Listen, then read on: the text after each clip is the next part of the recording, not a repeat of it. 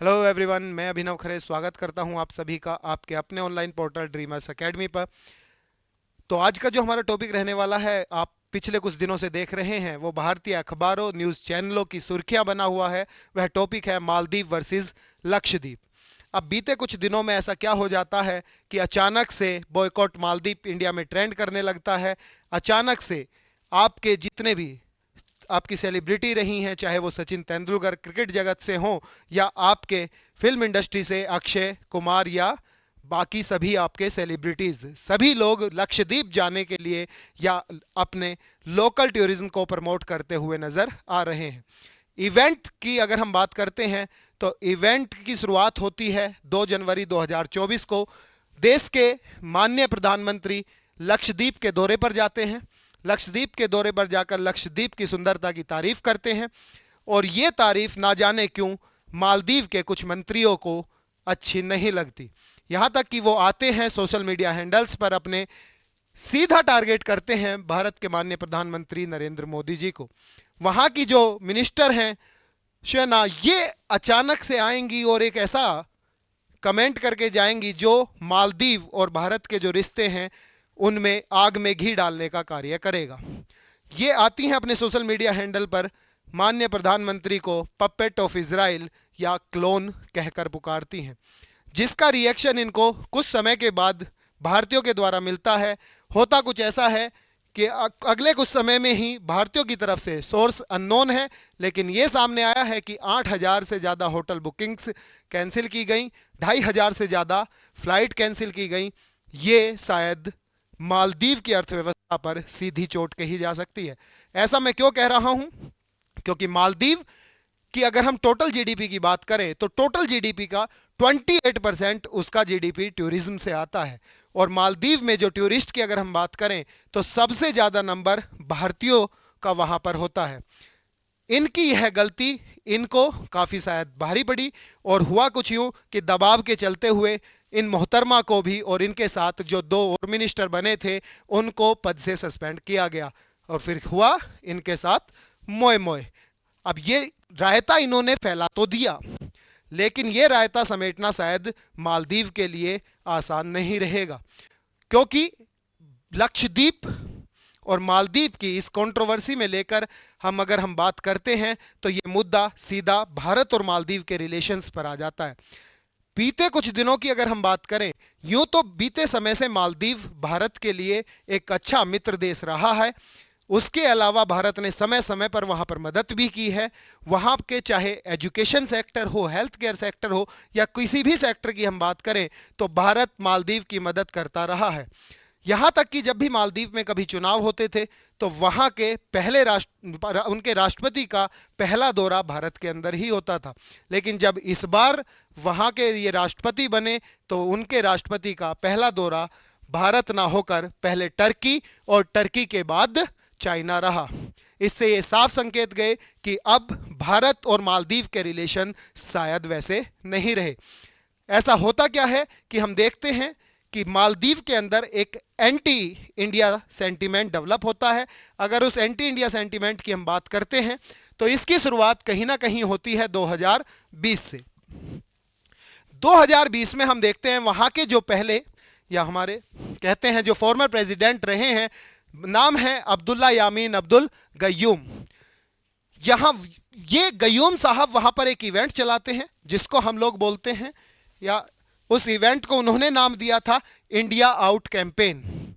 India out campaign की उनको मिली support को देखते हुए साहब भी समझ जाते हैं, मोहम्मद मुर्जू भी समझ जाते हैं कि ये एंटी इंडिया सेंटीमेंट उनको आने वाले इलेक्शन में मदद करेगा। और इसकी मदद या एंटी इंडिया सेंटीमेंट की उनको मदद मिलती भी है। वहाँ पर उनकी पार्टी को सपोर्ट बहुमत भी मिलता है, मेजोरिटी भी मिलती है और वो उसके बाद क्या बनते हैं, प्रेसिडेंट भी बनते हैं। लेकिन रिश्ते जो थे वो पहले की तरह अब नहीं रहे हैं। ऐसा मैं क्यों कह रहा हूं?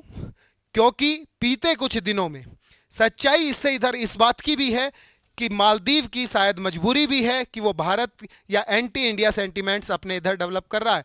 रीज़न है कि चाइना के से लिया हुआ बहुत ज़्यादा बड़ा कर्ज, लेकिन अब वो इस तरीके से फंस चुका है कि अगर जीडीपी की बात करें वहाँ के इंडस्ट्री की बात करें तो टूरिज्म इंडस्ट्री, टूरिस्ट जो वहाँ पर पहुँचते हैं उनकी संख्या ज़्यादातर भारतीयों की है। और उसने कर्जा किससे लिया है? कर्जा चाइना से लिया है। हालांकि चाइना की इस पॉलिसी को हम आगे डिस्कस करेंगे। हम बात कर रहे हैं अभी मालदीव की। तो मालदीव की अगर वर्तमान परिस्थिति देखते हैं तो भारत के दृष्टिकोण से वो काफ़ी एहसान फरामोश हमें नज़र आता है। मैं एहसान फरामोश उसको क्यों बोल रहा हूँ, तो हम बात करते हैं बीते कुछ इवेंट्स की। अगर हम वापस चलते हैं तो इंडिया मालदीव रिलेशन पिछले कुछ समय से तो खराब हुए हैं, लेकिन काफ़ी अगर हम पहले से बात करते हैं तो मालदीव के इंडिया के साथ काफ़ी स्ट्रॉन्ग अलाइज थे। इस बात का सबूत ये भी है, अगर हम देखते हैं जॉइंट एक्सरसाइज में एक्वेरियन, ठीक है, दोस्ती, एकता या ऑपरेशन सील्ड। ऑपरेशन सील्ड को तो हमने शुरुआत की थी कब? 2021 के अंदर। तो काफ़ी हमारी एक्सरसाइज हम उसके साथ करते हुए नज़र आते हैं। वहीं अगर हम बात करें तो मालदीव का थर्ड लार्जेस्ट ट्रेड पार्टनर भी इंडिया ही है। मालदीव की अगर बात करें तो मालदीव का थर्ड जो लार्जेस्ट ट्रेड पार्टनर है वो भी इंडिया है। अब रिश्तों में खटास कहाँ हुई? तो रिश्तों में खटास आती है थोड़ी सी 2017 से। 2017 के अंदर फ्री ट्रेड एग्रीमेंट साइन करता है, एफटीए साइन करता है किसके साथ? चाइना के साथ। तो ये इन दोनों के रिलेशन में क्या होता है? एक सेटबैक की तरह काम करता है। अब एहसान फरामोशी ही इसको कहा जाएगा, क्योंकि जब जब मालदीव को जरूरत पड़ी है तो सबसे पहले सपोर्ट उसको भारत की तरफ से मिला है।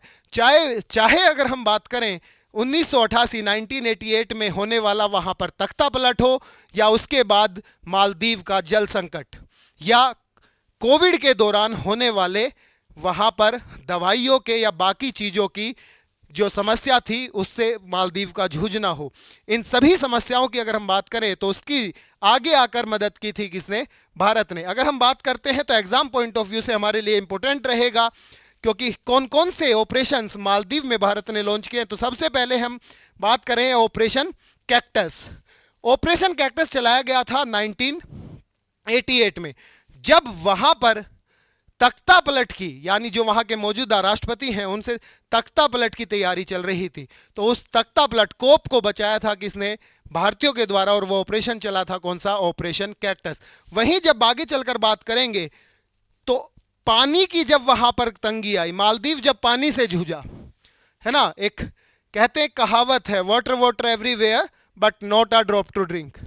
मालदीव की अगर बात करें तो एक बेहद सुंदर और आइलैंड कंट्री है, चारों तरफ से पानी से घिरा हुआ है, लेकिन पीने के पानी की वहां पर क्या हो जाती है? समस्या हो जाती है। जब पीने के पानी की वहां पर समस्या होती है तो भारत तब भी उसकी मदद करता है और एक ऑपरेशन लॉन्च करता है जिसको बोलते हैं ऑपरेशन नीर। फिर वहीं जब हम कोविड की बात करेंगे तो वहां पर जो एसेंशियल मेडिसिन थी तब भारत वहां पर सप्लाई करता है और उस ऑपरेशन को वो बोलता है ऑपरेशन संजीवनी। तो ये तीन बड़े इंपॉर्टेंट ऑपरेशंस हैं जिनको आप याद रख सकते हैं। पहले ऑपरेशन जो मालदीव में हमने चलाया ऑपरेशन कैक्टस, उसके बाद रहा ऑपरेशन नीर और तीसरा रहा ऑपरेशन संजीवनी। इन सब मदद के बावजूद भी होता यूं है कि मालदीव के और भारत के रिलेशन अभी शायद हमें उतने अच्छे होते नजर नहीं आ रहे हैं। ये भी बात किसी से छुपी नहीं है कि मालदीव और भारत के इन रिश्तों के बीच में अब एक थर्ड पार्टी मौजूद है जिसको हम बोलते हैं चाइना। अब चाइना से ही पैसा लेने के बाद मालदीव दबाव महसूस कर रहा है। दूसरी अगर हम बात करें तो चाइना ही अपनी पॉलिसी, चाइना की अपनी पॉलिसी है जिसको क्या बोलते हैं? String of the pulse.